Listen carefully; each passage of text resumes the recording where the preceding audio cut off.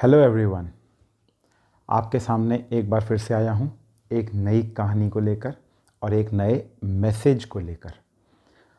शुरू करते हैं इस वीडियो को और शुरू करते हैं इस कहानी को।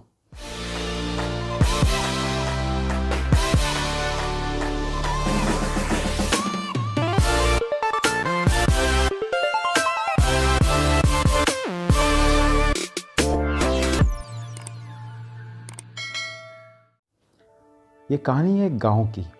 गांव में एक बिल्कुल मेरे जैसा मतलब पतला दुबला सा एक लड़का तो होता है, और वो लड़का, उसका बहुत मन होता है कि मैं भी रेसलिंग, कुश्ती सीखूं।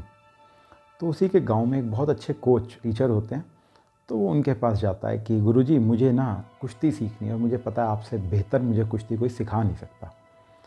वो कहता है कि आपकी फ़िज़ीक ऐसी नहीं है, आपका बॉडी स्ट्रक्चर ऐसा नहीं है कि आपको मैं कुश्ती सिखा सकूं। वो कहता है गुरुजी मुझे कुछ नहीं पता, मुझे तो रेसलिंग सीखनी ही है और आप ही मुझे सिखाएंगे। तो जब गुरुजी कहते हैं कि भाई ये तो नहीं मानेगा, तो गुरुजी फाइनली ही अग्रीज और कहते हैं कि you come to me tomorrow. अगले दिन उसको बुलाते हैं, वो अगले दिन पहुंचता है।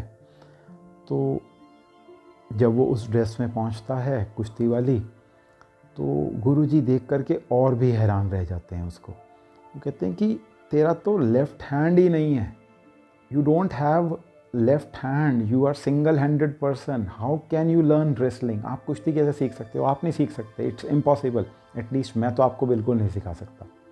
वो कहते हैं गुरुजी मुझे कुछ नहीं पता, मुझे तो कुश्ती सीखनी ही है और आप ही मुझे सिखाएंगे।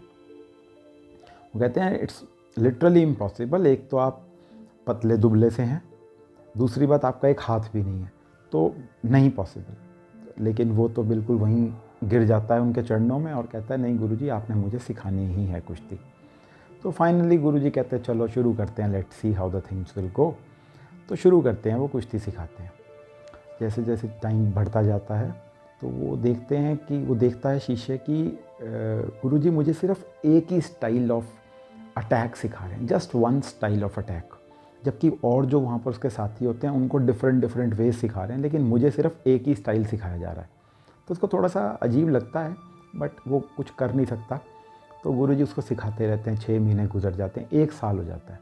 1 साल के बाद पड़ोस के गांव में एक कुश्ती का, एक रेसलिंग का कंपटीशन होता है।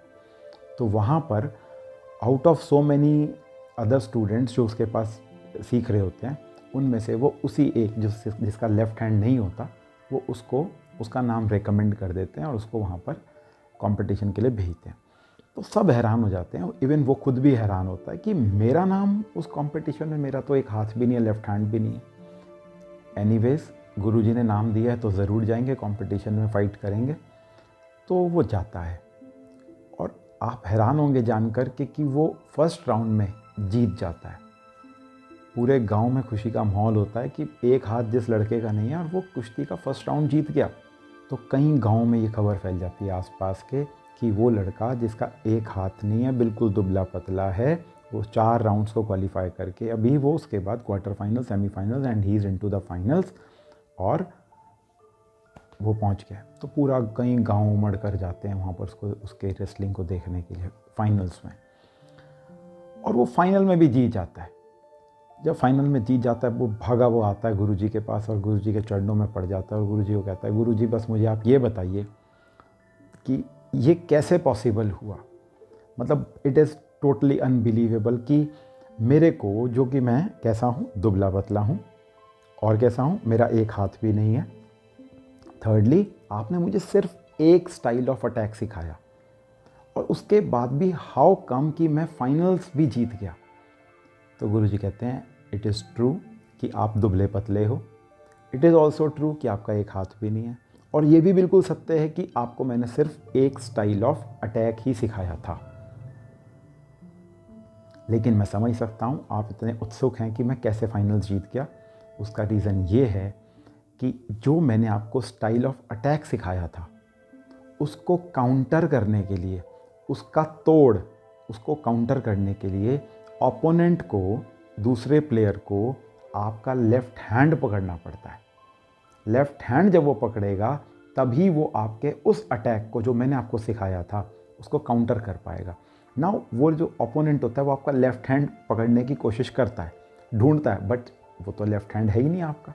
जब लेफ्ट हैंड आपका नहीं है तो फिर वो उसको काउंटर अटैक कर ही नहीं पाता और आप उसको मारते चले जाते हो एंड फाइनली यू विन। हमने क्या लेसन लिया स्टोरी से? मतलब कि हम भी अपनी वीकनेस को, वो दुबला पतला था उसकी वीकनेस, उसका एक हाथ नहीं था उसकी वीकनेस, राइट? उसको सिर्फ एक स्टाइल ऑफ अटैक आता था उसकी weakness, but he made his weakness, guru made his weakness his greatest strength. वो उसकी जो सबसे बड़ी कमज़ोरी थी, उसकी जो कमी थी, वही उसकी सबसे बड़ी शक्ति बन गई। कैसे बन गई? प्रैक्टिस। 1 साल तक कंसिस्टेंटली एक स्टाइल की प्रैक्टिस करी उसने, सिंगल स्टाइल ऑफ अटैक की प्रैक्टिस 1 साल तक करी। हम लोग क्या करते हैं? हम थोड़ा सा काम करते हैं, उसके बाद कहते हैं बस बस बस हो गया, मुझे आ गया, मुझे ज़रूरत नहीं है और। एंड फाइनली व्हाट वी से कि शायद मेरी किस्मत ही ख़राब है। क्यों? पहले तो हमने इसकी प्रैक्टिस नहीं करी। एक और स्टोरी में बताते हैं कि एक व्यक्ति ने 10 फीट एक जगह पर गड्ढा खोदा, 10 फीट दूसरी जगह पर गड्ढा खोदा, 10 फीट तीसरी जगह पर गड्ढा खोदा, ऐसे ऐसे करके उसने 10 गड्ढे खोद दिए। उसके बाद कह रहा है कहीं से पानी नहीं निकला, लगता है इस ज़मीन के अंदर पानी है ही नहीं। क्या गलती करी उसने? उसने 10 अलग अलग गड्ढे खोदे 10-10 फीट के। करना क्या चाहिए था उसको एक गड्ढा खोदना चाहिए था 100 फीट का। तो consistent efforts are needed in order to succeed in life. ज़िंदगी में अगर जीतना है तो कंसिस्टेंट एफर्ट्स चाहिए। Tiger Woods the great golfer, उनसे पूछा गया कि what is the secret of your success? You know what he said? He said 3 words starting with the letter P. P letter से शुरू होते उन्होंने 3 वर्ड्स बोले। They were practice, practice and practice. हम सभी ने सुना है practice makes the man perfect. सुना है ना? गलत सुना है। Practice does not make the man perfect, practice only makes the things permanent. Right practice, पहले हमें पता हो हमें किस चीज़ की प्रैक्टिस करनी है। जैसे गुरु जी ने उसको जो एक स्टाइल सिखाया उसकी कंसिस्टेंट प्रैक्टिस करता रहा, उससे वो जीता। आपने नाम सुना होगा ग्रेट मार्शल आर्टिस्ट का, जिसका नाम है Bruce Lee. He was asked कि what do you think about this martial arts and all, क्या टिप्स देना चाहेंगे आप? एंड ही रिप्लाइड दैट मुझे उससे डर नहीं लगता जिसको 10,000 डिफरेंट वेज आते हैं हिट करने के, बट मेरे को उससे डर लगता है जिसने एक किक की प्रैक्टिस 10,000 टाइम्स की है। मुझे उससे डर लगता है। In the same very way consistently practice, practice and practice. Right practice, correct practice करनी ज़रूरी है। इसी के साथ स्टूडेंट्स को एक मैसेज ज़रूर दूंगा। टीचर हूँ तो जब तक स्टूडेंट्स को मैसेज ना दूँ वीडियो अधूरी है मेरी। मैं कहता हूँ do not do several books, I say do 1 book several times. एक बुक को कई बार कर लीजिए। पहले उन क्वेश्चंस के साथ बहुत अच्छी तरह से आप फैमिलियर हो जाइए, then switch on to next book, to next book and next book. हम शायद ऐसी गलती करते हैं, एक के बाद एक बुक, ये भी कर ले, वो भी कर ले, वो भी कर ले, और फिर फाइनली हमारी कंडीशन क्या होती है? We all know. So do 1 book several times, then switch on to next book. Hope these words of mine will make some difference in your life. Bye bye and take care all of you.